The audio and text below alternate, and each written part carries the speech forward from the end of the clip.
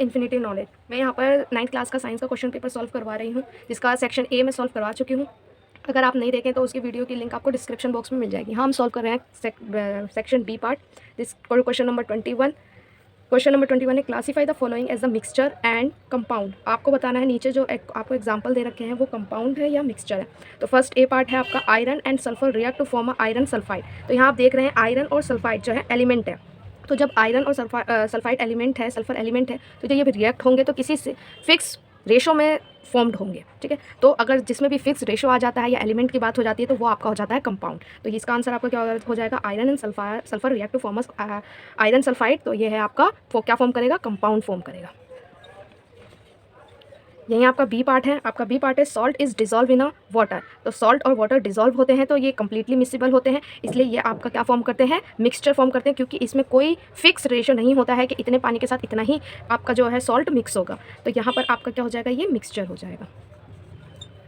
Question number 22, answer 22 है आपका, why is the cell called the structure and the functional unit of life. आपको पता होगा कि आपका बेसिक स्ट्रक्चर जो होता है किसी भी लिविंग ऑर्गेनिज्म का, वो क्या होता है, सेल होता है। तो यहाँ पर आप इसकी डेफिनेशन लिख सकते हैं। तो आप इसका आंसर लिख सकते हैं यहाँ, cell is a basic fundamental unit of all living organisms and capable of carrying out all life processes such as the nutrition, excretion, respiration. जितने भी बॉडी में प्रोसेस होती हैं वो कौन कैरी करता है, सेल कैरी करता है। इसलिए पूरे फंक्शन बॉडी के और सबसे बेसिक यूनिट है लाइफ का, मतलब बिल्कुल जहाँ से आपकी लिविंग ऑर्गेनिज्म की स्टार्टिंग होती है वो आपका बेसिक यूनिट है सेल। तो इसका आंसर आप ये लिख सकते हैं। नेक्स्ट क्वेश्चन है आपका क्वेश्चन नंबर 20। आपका क्वेश्चन नंबर 23 है, write any two differences between the meristematic and the permanent tissue. तो ये आपके टिश्यू चैप्टर से क्वेश्चन है। तो मेरिस्टेमेटिक टिश्यू और परमानेंट टिश्यू, तो यहाँ पर आप लिख सकते हैं, have the capability to divide the repeatedly. Meristematic tissue जब प्लांट बहुत ही छोटा होता है तो आप देखेंगे कि वो बहुत ही सॉफ्ट होता है और जल्दी से ग्रो करता है, पर एक लिमिट तक आने के बाद प्लांट ग्रो करना स्टॉप कर देता है। तो यहाँ पर मेरिस्टेमेटिक टिश्यू में आपका क्या हो जाता है कि जब वो प्लांट ग्रो कर रहा है, मतलब सेल उसके डिवाइड हो रहे हैं, तब हम उसको तो इसके अंदर कैपेबिलिटी होती है डिवाइड करने की। फिर ये डिवाइड होकर मैच्योरिटी स्टेज पे पहुंच जाता है, तब हम उस टिश्यू का नाम क्या कर देते हैं, परमानेंट टिश्यू। अब ये डिवाइड नहीं करता है। तो permanent the cells are derived from the meristematic tissue. ये कहाँ से बने हैं, इससे ही बने हैं जब ये मैच्योर हो गए। तो फिर ये क्या है, एंड डू नॉट डिवाइड, फिर ये डिवाइड करना बंद कर देते हैं और ये स्टॉप हो जाता है अपनी मैच्योरिटी पे पहुंचने के बाद। सेकंड आप लिख सकते हैं, इंटरसेलुलर स्पेसेस आर एब्सेंट। जो सेल्स के बीच में इंटरसेलुलर स्पेस होते हैं ये क्या होते हैं, नॉर्मली एब्सेंट होते हैं। और परमानेंट टिश्यू में आपके वैक्यूल्स वगैरह लार्ज हो जाते हैं तो आपका स्पेस जो होता है वो क्या होता है, प्रेजेंट होता है। तो ये दो आप इसमें डिफ्रेंशिएट लिख सकते हैं। आपको अगर और पता है तो आपकी मर्जी है, इसमें और भी लिख सकते हैं, बहुत सारे डिफरेंसेस है इसमें। आपके क्वेश्चन नंबर 23 का और वाला पार्ट है, what are the function of areolar connective tissue, write any two function. तो आपके इसके दो फंक्शंस लिखने थे, तो यहाँ पे मैंने 3 आपकी बुक में दे रखे हैं तो तीनों लिख दिए हैं। तो इसमें आपके क्या फंक्शन है, it is a supporting packing tissue. किसी भी चीज़ को अगर पैक करना हो तो आपको वहाँ पर ये टिश्यू आपका प्रेजेंट होगा। आपकी बुक में एग्जाम्पल्स दे रखे हैं, आप एग्जाम्पल भी आपके एग्जाम में पूछा जा सकता है। कहाँ कहाँ पाए जाते हैं ये, found between the skins and muscles around the blood vessels, nerves and in the bone marrow. जहाँ भी लिक्विड वाली चीज़ें होंगी, खाली स्पेस होगा, वहाँ पर आपका ये कहाँ क्या पाया जाएगा, एरियोलर टिश्यू, कनेक्टिव टिश्यू आपका पाया जाएगा। तो यहाँ it is supporting packing tissue, it fills space inside the organ, it help in the repair of the tissue. आपका अगर आपके किसी टिश्यू में इंजरी वगैरह हो जाती है तो वहाँ पर भी ये टिश्यू रिपेयर करने का काम करता है। नेक्स्ट क्वेश्चन आपका क्वेश्चन नंबर 24। आपका क्वेश्चन नंबर 24 है, an automobile vehicles has a mass of 1500 kg. What must be the force between the vehicle and road if the vehicle is to be stopped with a negative acceleration of 1.7?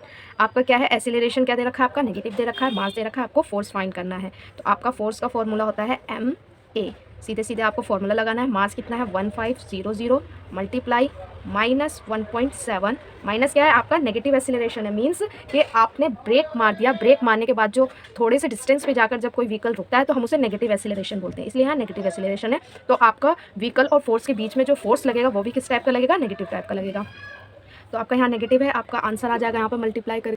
तो आपका multiply करके यहाँ answer आ गया है 2550 Newton भी लिख सकते हैं आप, फोर्स की यूनिट न्यूटन भी होती है, और आपका किलोग्राम मीटर पर सेकंड स्क्वायर भी आप यहाँ पर लिख सकते हैं। तो ये आपका आंसर है। Next question, question number 25। आपका क्वेश्चन नंबर 25 है, what is an echo, what should be minimum distance required between reflecting surface and the audience for the echo. तो आपको एको की डेफिनेशन लिखनी है। तो एको क्या होता है, the repetition of the sound caused by the reflection of the sound wave is called the echo. मतलब अगर आप यहाँ खड़े हैं और यहाँ आपका कोई रिफ्लेक्ट होने की चीज़ है, तो रिफ्लेक्शन, आपने यहाँ से कुछ बोला तो यहाँ से वापस से रिफ्लेक्ट होकर आपको सुनाई दे, तो वो आपका क्या कहलाता है, एको कहलाता है। रिपीटेशन साउंड, एक बार नहीं, आपको जैसे पहाड़ों में आप आवाज़ देते हैं तो बहुत आवाज़ आपको सुनाई देती है, तो इसी चीज़ को कहा जाता है एको। अब इसमें आप ये कैसे कैलकुलेट कर सकते हैं कि आपका मिनिमम टाइम कितना लगेगा कि आप यहाँ से बोलें और ये साउंड आपका यहाँ से वापस से आपको सुनाई दे, इसमें कितना टाइम आपका लगेगा। तो ये आप कैसे कैलकुलेट कर सकते हैं, आप कैलकुलेट कर सकते हैं इस चीज़ से आप कैसे कैलकुलेट कर सकते हैं। आपके पास जो है स्पीड ऑफ द एयर आपका प्रेजेंट होता है, इतना होता है आपका स्पीड गिवन है, याद होना चाहिए, कुछ यूनिट्स वगैरह कुछ क्वांटिटी होती है जो याद रखनी पड़ती है। तो 344 मीटर पर सेकेंड, 1 सेकेंड में आपको इतना मीटर की स्पीड है, ठीक है। तो और टाइम आप कितना ले रहे हैं, पर यूनिट टाइम ले रहे हैं, तो आप लेकर चलेंगे यहाँ पर 0.1 सेकेंड, ठीक है। अब यहाँ क्या करना है, आपको फॉर्मूले में से पुट कर देना है। तो यहाँ आपका क्या हो जाएगा, यहाँ पर आपने जो आपको दे रखा था वो डाल दिया, स्पीड की जगह 3244 और टाइम की जगह 0.1 सेकंड। तो आपका डिस्टेंस आ गया कितना, 3414 मीटर। ये डिस्टेंस आपका आया, यहाँ पे रिफ्लेक्टिंग सरफेस है, यहाँ ऑडियंस है, तो आपका साउंड यहाँ से रिफ्लेक्ट होने के बाद वापस रिटर्न आए, ये टोटल डिस्टेंस आया आपका, ठीक है। तो आपको डिस्टेंस क्या बताना है, ऑडियंस और रिफ्लेक्टिंग सरफेस के बीच का डिस्टेंस ये बताना है, और आपको मिला है टोटल डिस्टेंस रिफ्लेक्ट होने के बाद भी और वापस आने के बाद भी। तो आप इसका हाफ कर देंगे तो ऑडियंस और रिफ्लेक्टिंग सरफेस के बीच का आपको डिस्टेंस मिल जाएगा 17.2 मीटर, ठीक है। नेक्स्ट क्वेश्चन देखते हैं। आपका 25 क्वेश्चन में और का एक और क्वेश्चन है, what is the frequency of sound wave whose time period is 0.05 second. तो बहुत ही ईजी क्वेश्चन है। आपका फ्रीक्वेंसी का फॉर्मूला होता है 1 बाय टाइम पीरियड, ठीक है। आपका टाइम कितना है, आपका टाइम गिवन है 0.05 सेकेंड, 0.05 सेकेंड। बस आप यहाँ वैल्यू पुट कर दीजिए, आपका आंसर निकल जाएगा 1/0.05। इसको आप सॉल्व करेंगे, दो डिजिट है नीचे, तो 2 0 5 5 2 10 0, तो आपका आंसर आ जाएगा 20।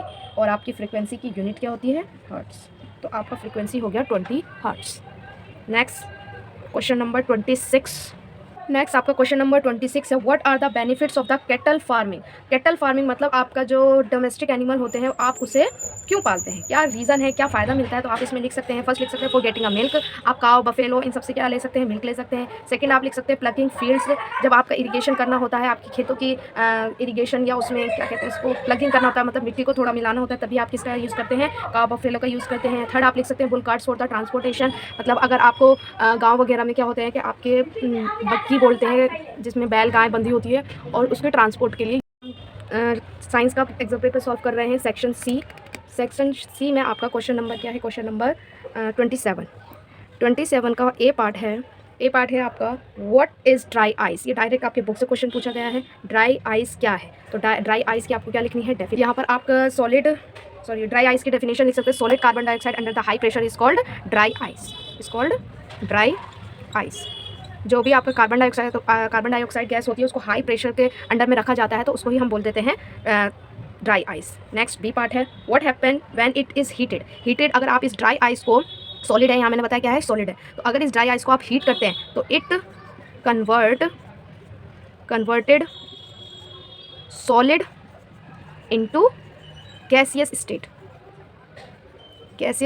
State without changing into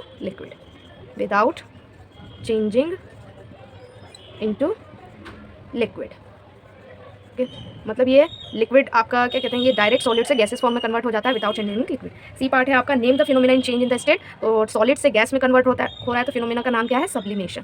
this process is called sublimation.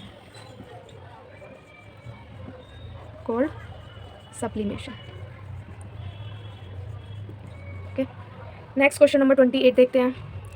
Question number 28 है, right the chemical formula of the following. आपको केमिकल फार्मूला बनाना है, तो आपका सबसे पहले केमिकल फार्मूला बनाने के लिए जो आपको गिवन होता है नाम, उसके सबसे पहले सिंबल लिखिए कैल्शियम कार्बोनेट। तो ये कैल्शियम है और ये आपका क्या है, कैल्शियम कार्बोनेट, ठीक है। तो अब आपको ये पता होना चाहिए, तो सेकंड स्टेप होता है इनकी वैलेंसी लिखना। तो कैल्शियम का एटॉमिक नंबर क्या होता है, आपका 20 होता है, तो इसकी वैलेंसी आ जाती है 2 पॉजिटिव। और कैल्शियम और इसका आपका कार्बोनेट जो है, उसका कार्बोनेट की वैलेंसी आपको याद रखनी चाहिए, इसकी वैलेंसी होती है -2। फिर इसकी वैलेंसी को हम क्रॉस लगा देते हैं, तो आपका फॉर्मूला फॉर्म हो जाता है।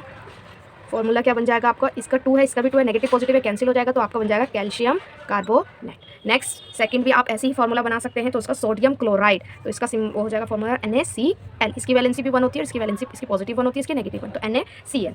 नेक्स्ट है आपका पोटेशियम ऑक्साइड। पोटेशियम का पहले आपको सिंबल पता होना चाहिए, पोटेशियम का होता है K, ये मैं बना के दिखा दूँ। पोटेशियम का सिंबल होता है K, और ऑक्सीजन का, ऑक्साइड को ही आप क्या लिखते हैं सिंबल के फॉर्म में, ऑक्सीजन। तो आपका पोटेशियम का होता है 2 1 पॉजिटिव, पोटेशियम का एटॉमिक नंबर होता है 19, तो आपकी वैलेंसी निकलेगी 1 पॉजिटिव, और इसका होता है आपका 8, तो इसकी वैलेंसी निकलती है -2। तो यहाँ आप क्रॉस करेंगे वैलेंसी को, तो आपका फॉर्मूला फॉर्म हो जाएगा, इसकी वैलेंसी आ जाएगी यहाँ, तो K2O।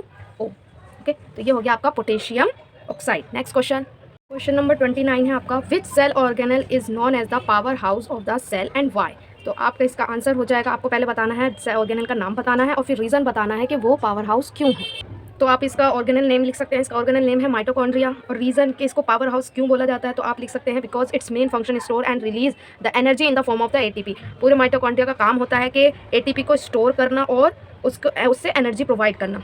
ठीक है, सेकंड आप लिख सकते हैं ये साइट प्रोवाइड करता है सेलुलर रेस्पिरेशन को, जिसे हम क्रेब साइकिल भी बोलते हैं। उसके लिए क्रेब साइकिल की ही वजह से एटीपी फॉर्म होता है, और वो साइट कौन प्रोवाइड करता है, माइटोकॉन्ड्रिया, जिसकी वजह से आप इसे पावर हाउस ऑफ, क्योंकि पूरे बॉडी की एनर्जी कहाँ से रिलीज़ हो रही है, माइटोकॉन्ड्रिया से रिलीज़ हो रही है, और इसलिए इसको energy currency of the cell भी कहा जाता है। नेक्स्ट क्वेश्चन इसके 29 के ही और में हम देखते हैं। नेक्स्ट आपका पार्ट है, name 2 cell organelles which have their own DNA and ribosome. अपना डीएनए और राइबोसोम किस सेल ऑर्गेनल के पास होता है। तो आपका यहाँ पे 2 है, एक तो आपका पहला होगा सेल ऑर्गेनल माइटोकॉन्ड्रिया,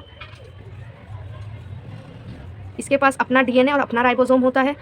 सेकंड है आपका प्लास्टिड्स, इसका भी अपना डीएनए और डीएनए और राइबोसोम होता है, पर प्लास्टिड्स जो होते हैं वो आपके एनिमल टिश्यू में नहीं पाए जाते, ये आपके प्लांट टिश्यू में पाए जाते हैं। नेक्स्ट इसका बी पार्ट है, what is the role of these DNA and ribosome in them. अब ये माइटोकॉन्ड्रिया और प्लास्टिड्स में अपना डीएनए और राइबोसोम पाया जाता है, तो इसका फंक्शन क्या है ये आपको लिखना है।